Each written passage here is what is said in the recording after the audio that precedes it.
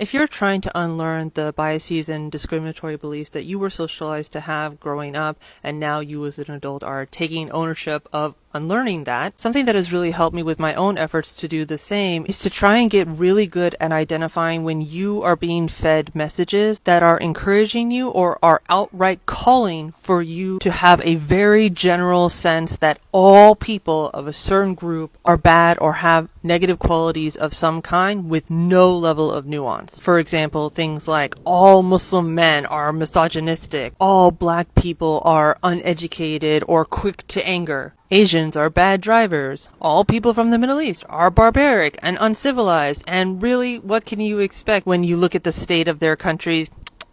They just can't help themselves, and on and on and on. There's literally a million examples, and you might also know of similar generalizations, broad strokes that are used against your own community that turns into biases and negative stereotypes that result in negative treatment, microaggressions, discrimination, harassment, and God forbid, even violence against your community. So if we are determined to start unlearning these deep-seated biases and generalizations that we've learned in childhood, we need to be really good at catching ourselves when we start internalizing messages unconsciously that is pushing us towards making these generalizations that all people of this group have X negative quality. The only thing that we should be talking in that way about are specific behaviors that people have that are causing harm, that support and continue unjust systems and inequitable treatment of whole communities, and only ever talking about individuals when they are so far cemented in their negative behaviors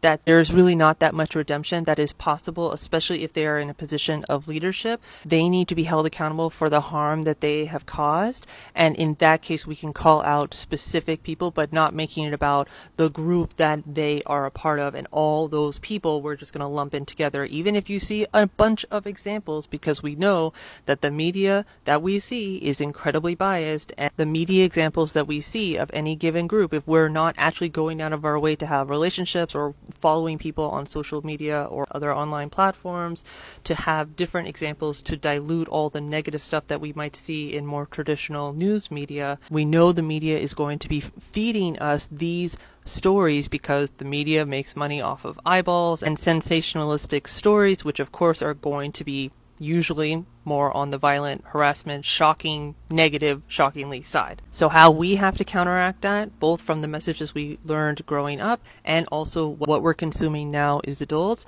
is to make sure that we have a lot of self-awareness to be able to catch our thought process in the moment as much as possible. Of course, it's always a journey, it's always a process of getting better and increasing our skills, so it's not going to be you have to be perfect, but continuing to hone the skill of self-awareness so that when you catch yourself as early as possible having a thought of, oh yeah, this negative thing that I'm seeing about a specific group, or also this message that I'm getting from someone, whether it's the media or even someone, a friend, a family member saying, oh, all people from this group, all people from that group are all these negative qualities, that you're catching yourself before you start internalizing unconsciously or consciously. Oh yes, okay, all of these people, yeah, they're definitely bad. That falls in line with all the other negative socialization messages that we've been getting.